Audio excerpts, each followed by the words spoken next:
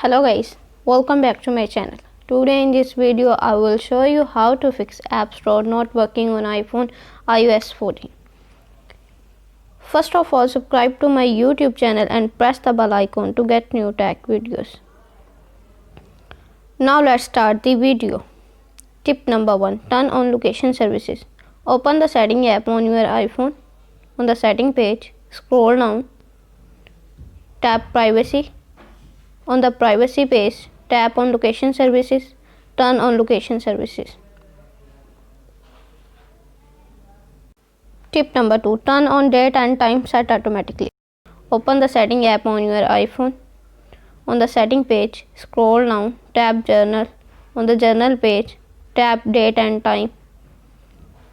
Turn on set automatically.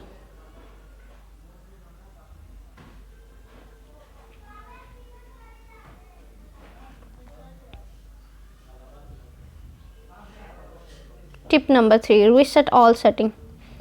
Open the setting app on your iPhone. On the setting page, scroll down, tap journal. On the journal page, scroll down, tap reset. On the reset page, tap reset all settings. Enter your passcode. Again reset all settings in the pop-up window to confirm this process. Thanks for watching this video.